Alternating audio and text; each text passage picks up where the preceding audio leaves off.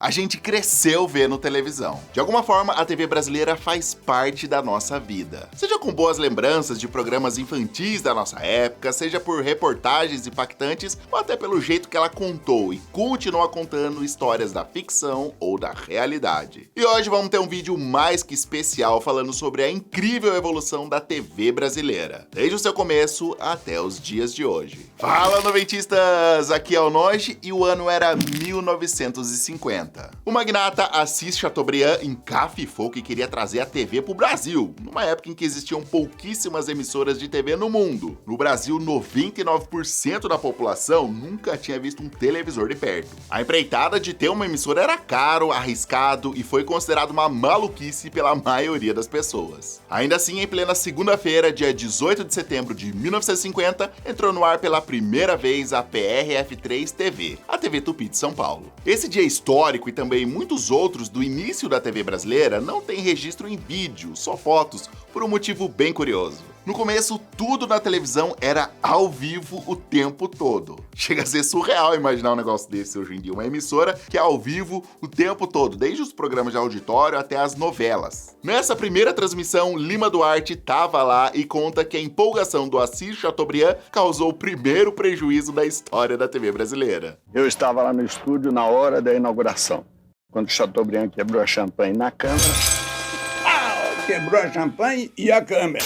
Naquela época, claro, não tinha Ibope para medir a audiência, mas estima-se que poucas dezenas de pessoas tiveram a chance de assistir à estreia da TV brasileira. Alguns magnatas da elite de São Paulo que trouxeram televisores do exterior e pessoas que se aglomeraram nos poucos bares de São Paulo em que Assis Chateaubriand mandou instalar uma TV. Ele não foi o pioneiro, ele foi mais do que isso. Ele foi a pessoa que entendeu a televisão e montou televisão em todo o Brasil sem ter a menor noção de como seria o mercado e se havia alguma possibilidade daquilo sobreviver. Foi uma aventura. Com o passar dos anos, os brasileiros começaram a ter condições de comprar uma televisão. Mas como ainda era muito cara, a maioria não tinha em casa. E foi aí que surgiu o jeitinho brasileiro. A galera se juntava para ver TV no vizinho ou até na rua. Uma vizinha, Dona Cléia, comprou uma televisão e foi uma revolução na rua. Aí a gente ia sempre na casa da Dona Cléia para assistir novela. A rua inteira ia. 2 dias depois da estreia, ia ao ar o primeiro telejornal do Brasil, o Imagens do Dia. Apresentado por Maurício Loureiro Gama, o grande pioneiro do telejornalismo. Foi assim que começaram os primeiros passos da nossa TV brasileira. Inspirados no rádio e no teatro de revista, artistas de todo o Brasil passaram a experimentar a novidade do momento. Ninguém sabia fazer televisão, mas vontade e criatividade nunca foram problema pro brasileiro, né? Era bonito naquele tempo, porque na verdade, a gente fazia aquilo com um amor desgraçado, né? No dia 21 de dezembro de 1951, mais um marco. Entrava no ar Sua Vida Me Pertence, a primeira telenovela não só do Brasil como do mundo. Nessa época as novelas também eram ao vivo e só por isso não temos um registro. Mas foi nela também que aconteceu o primeiro beijo da história da nossa TV, entre Walter Foster e Vida Alves. Eu era casada e o Walter Foster disse: Vida, não se preocupe, apenas incline um pouco a cabeça, deixa um sorrisinho nos lábios, o resto deixa por minha conta. Eu falei, comporte-se, hein? Ele começou a fazer assim, e eu pra mim, será que eu tenho alguma coisa na boca, né? Depois de São Paulo ter a exclusividade das transmissões por 4 meses, no dia 20 de janeiro de 51, foi inaugurada a TV Tupi do Rio de Janeiro. E com isso, outras emissoras começaram a surgir, como a TV Paulista e a Record. Ali no comecinho dos anos 60, surge a primeira grande concorrente da TV Tupi, a TV Excelsior. E uma curiosidade, ela quem inventou o programa Cinema em Casa, que seria usado pelo SBT muitos anos depois. Cinema em Casa, o canal 9 vai agora apresentar. No mesmo ano entra no ar a TV Cultura, que começou num estúdio de 30 metros quadrados.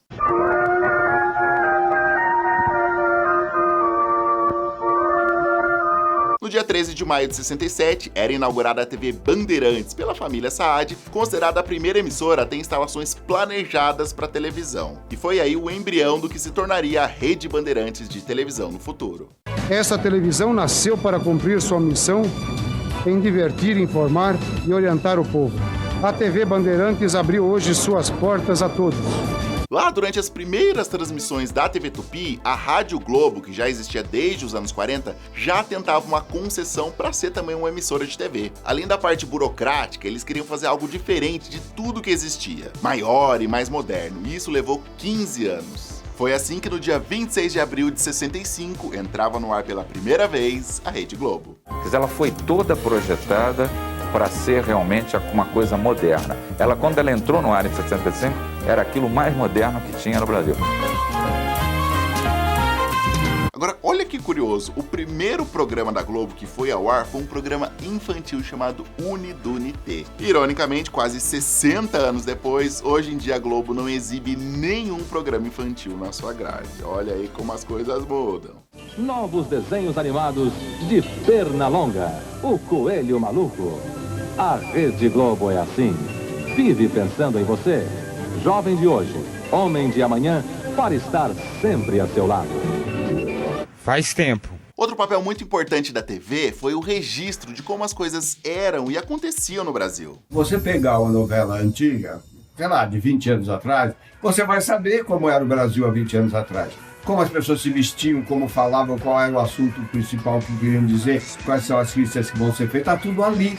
Muita coisa mudou com o tempo. Gírias, comportamento, tecnologia, o jeito de se vestir. Olhar para imagens de um Brasil de outros tempos é também entender como as pessoas viviam e como muitas coisas evoluíram. Por exemplo, houve um tempo em que o algodão era um must, né, das roupas, da camiseta, do cotidiano do brasileiro. E isso também mudou, evoluiu. Eu tô aqui usando a minha tech t-shirt da Insider, que é leve, fresquinha e é literalmente a evolução das camisetas de algodão que a gente usou durante muitos anos. O tecido é 3 vezes mais macio que algodão, é ultra confortável, cara, não tem nem comparação. Fora que é uma camiseta tecnológica, é anti-odor e você não precisa passar. Lavou, usou, você coloca ela mesmo amassadinha no começo, o próprio calor do seu corpo vai desamassar ela rapidinho. Essa aqui que eu tô usando é o tamanho G, pô, que pra mim tem um caimento bem legal, super confortável, mas os caras têm desde o tamanho P ao XXGG em várias cores diferentes. Vale muito a pena você dar uma olhada em todas as opções disponíveis no site da Insider, que entrega para todo o Brasil. E vocês sempre me pedem, então tá na mão. Usando o cupom CANAL90, que tá aparecendo aqui embaixo, você garante 12% de desconto em todo o site da Insider. Mas corre que geralmente esse cupom acaba rapidinho. Para facilitar, eu vou deixar aqui, ó, o primeiro link da descrição, vou fixar um comentário também para ficar ainda mais fácil e tranquilo para vocês. Então, ó, não perde tempo, usa o cupom CANAL90 e boas compras na Insider. Muito obrigado, muito obrigado. Bom, voltando à nossa televisão, chegamos agora na década de 70 e com ela uma revolução tecnológica que mudaria para sempre os rumos da TV, a chegada das cores. 19 de fevereiro de 1972, primeira transmissão em cores da televisão brasileira. Mas as transmissões a cores demoraram para chegar para todo mundo. No começo era tudo misturado, então você podia estar assistindo um jornal a cores com vários momentos em preto e branco dentro do mesmo jornal. Para manter seu padrão de qualidade na produção a cores, comprou o equivalente a 21.600.000 cruzeiros de novos equipamentos. Será que é caro ou é barato, em reais? Outro fator que atrasou os brasileiros a assistirem à TV a cores foi o preço. Muitos tinham suado muito para acabar de comprar a primeira TV preto e branco quando surgiu a TV a cores, que era caríssima. Rolou então mais uma artimanha, colocar uma película colorida, também conhecida como Telecolor, para simular as cores de forma bem artesanal, digamos assim. Outra característica da TV dessa época que mudou drasticamente comparada com a TV de hoje em dia, que não para. Naquela época as transmissões tinham hora para acabar. O brilho das luzes será substituído pelos primeiros raios de sol. Fique agora na tranquilidade de seu lar. Até amanhã. Até um outro dia. O que é muito louco, né? Porque além da internet, claro, mas se você está assistindo televisão hoje em dia de madrugada e acontece uma coisa urgente, importante, você vai ficar sabendo na hora. As coisas começam a andar a passos mais largos na TV. E no dia 14 de maio de 1976, um dos maiores comunicadores desse país, Silvio Santos, inaugurava a famigerada TVS, que anos depois se transformaria no SBT que a gente conhece hoje em dia. Eu parti para os Estados Unidos e fiz um investimento de 60 milhões de cruzeiros que vou pagar em 5 anos. E os jornais disseram que o novo concessionário já estava começando com o pé esquerdo e fazendo um péssimo negócio. Mas quando há boa vontade, Deus ajuda e tudo acontece. A passagem dos anos trouxe para a televisão brasileira mais tecnologia, diversidade nos conteúdos, agilidade e principalmente a oportunidade de levar o nosso nome para fora. Numa época em que a novela era vista em outros países como um produto de baixa qualidade, o Brasil deu um passo à frente e mostrou ao mundo que, além de criatividade, bons textos e ótimas atrizes e atores, tinha o dom de contar boas histórias. Ainda nos anos 70, a Globo foi responsável por exportar a primeira novela brasileira, O Bem Amado, de Dias Gomes, e aí não parou mais.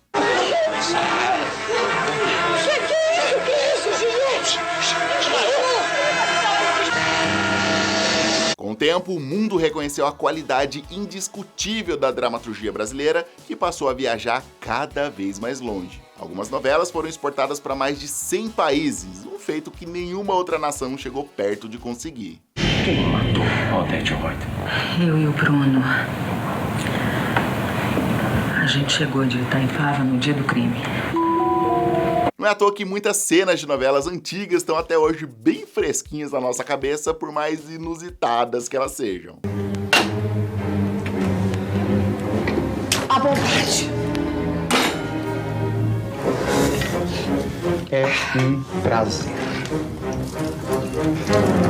Os anos foram passando e a TV foi se transformando, arriscando, experimentando e buscando. Uma busca eufórica e incessante pelo desejo de nunca ficar para trás. Chegou a TV por assinatura, depois a internet deu as caras, aí chegou o sinal digital e o Brasil deu adeus à velha antena de sinal analógico. Centenas de programas surgiram, marcaram época, fizeram história. Outros desapareceram e a gente mal se lembra se assistiu. A TV foi polêmica, ousada e muitas vezes vulgar aos olhos de muitos. Mas ela sempre esteve ali, provocando, divertindo, informando e algumas vezes errando. Com a popularização em massa da internet e a chegada dos serviços de streaming, o mundo mudou. E é claro que a TV também. Essa senhora de 70 e poucos anos não tem o mesmo vigor de outros tempos, é verdade. A idade chega para todo mundo. Mas é inegável que ela marcou gerações de um jeito que poucos veículos conseguiram. E apesar de alguns torcerem o nariz, é sim importantíssima até os dias de hoje.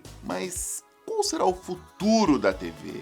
E o nosso futuro? Eu acho que ninguém sabe, na verdade. Mas é certo que a nossa televisão ainda tem muitos anos pela frente. E assim, mesmo que acabasse hoje, já poderia descansar em paz depois de ter feito história no Brasil e no mundo. E que história!